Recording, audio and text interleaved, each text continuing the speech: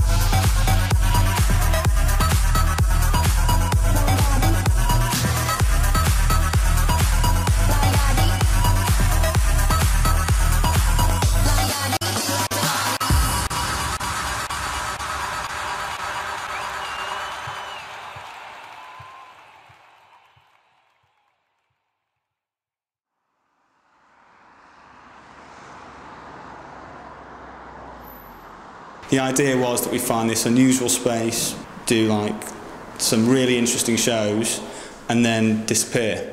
I don't think the Warehouse Project could have happened anywhere other than Manchester.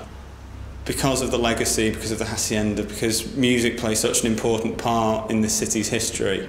It's incredible, really. It starts from the minute you get there. It just seems to be like it's kind of like a vibe of expectancy from the night, I suppose. It's quite a nice atmosphere of people like getting really geared up to go for a big night out. So it's basically just like a feeling of excitement. Then when you get in there, it's just massive.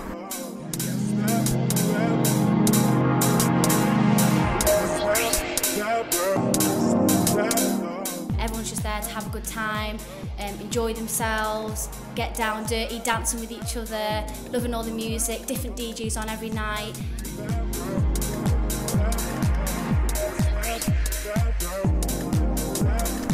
I think it's the atmosphere and the whole overall vibe. People go crazy to it, and that's what you just get a great feeling out of it. Take me home, it's that place where we fell in love. You finally get in there and the building's absolutely heaving, and you hear the music and it booms into your ears, and all you want to do is get into that room and dance. It's just a great feeling to watch people dance to it, and that's why I got into it in the first place, just to see audiences go mental for tracks that you play. I think the Warehouse Project is one of those places where the atmosphere is such a hype. The beat just rumbles through your body. You can feel it on your feet when you're in there. It's crazy.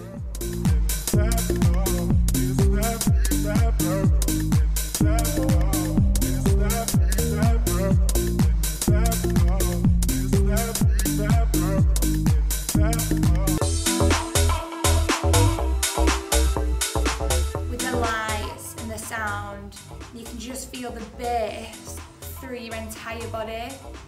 It's just euphoric. Warehouse Project, because it's diverse with its music, it goes towards everyone, but as well as that, it's got some awesome names up there that's worldwide known.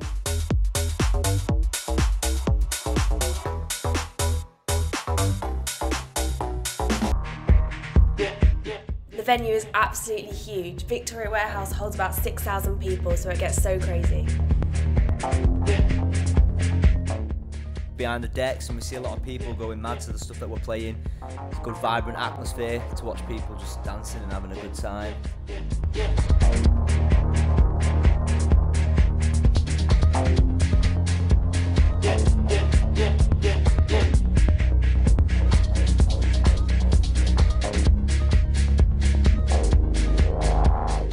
The music's just making you feel great. Every time you come home, the one thing you'll say is, that was one of the best nights I've had in my life.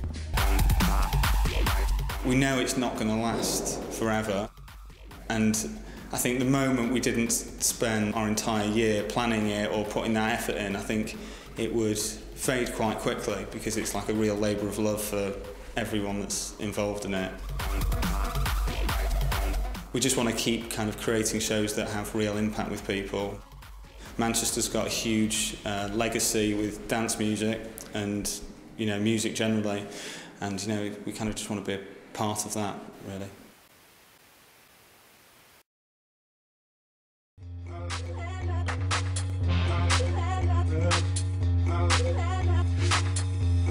I've literally never experienced a night like I have at XOYO.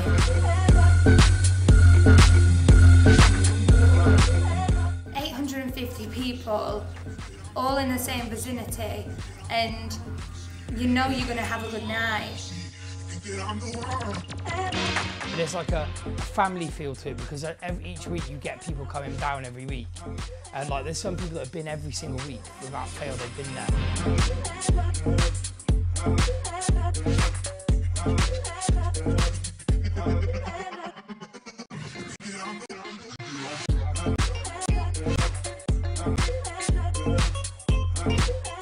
I just love the vibe there, because no one really cares. Everyone's just in their own little world, doing their own thing, loving life, loving the vibe, loving the music.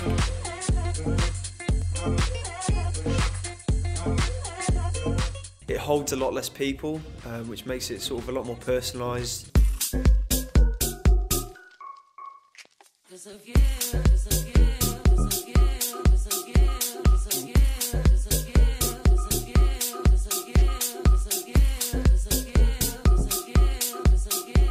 Why did I choose to become a DJ? I started DJing when I was 12 years old. I'm 33 now, so I guess I've been DJing for 21 years, which is quite scary. It looked like fun, and I did it, and I could do it straight away, and that was it. And then all I've ever wanted to do ever since that day is be a DJ, basically. So I'm very, very, very lucky to do it.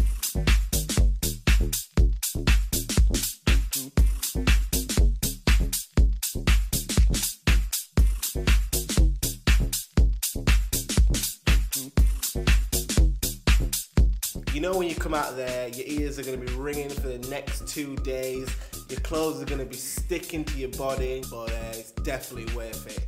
Why do I love being a resident so much? It's just because I get to play all different times of the night. I get to play all kinds of music. I get to play the opening part and the closing part. I get to play on my own the whole time. So playing on your own, you can play for 6-7 hours, and you just can play absolutely everything. Disco, fucking techno, all kinds of house music, speed garage, everything.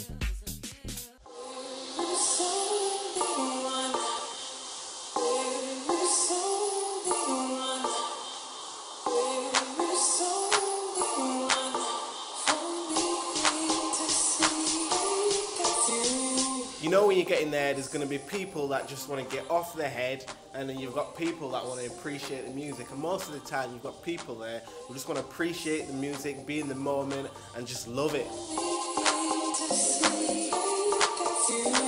Well, it draws massive crowds. It's obviously a very successful celebration, and it's a beautiful thing that brings people together from all over the country, really.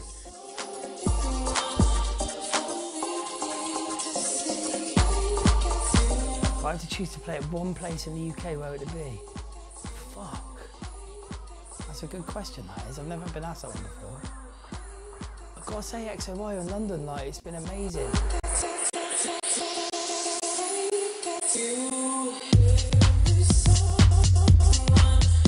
It's just one of those things, as soon as you get into it, it just absorbs you, and there's nothing else going on in your mind. All you can see is the music and the people and just the good times. It's unrivaled in experiences, really. Dance music's one of the only types of music that's been, you think about it, from 1986 when the first records came out, people were going to clubs every weekend to listen to it. It's now 2014, it's nearly 30 years, and still, every single weekend, millions of people. What other music's done that? There's not another type of music.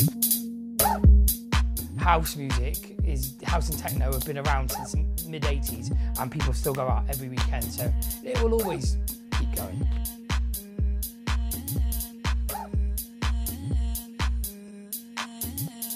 What do I think for the future? I think there's so much music out there, and the more that it's brought into the forefront, obviously the more and more popular it's going to get, and we just got to ride the wave, because it won't last forever, unfortunately. I'd definitely recommend checking out XOYO. It's definitely worth it. Next week when it finishes, I think I might cry.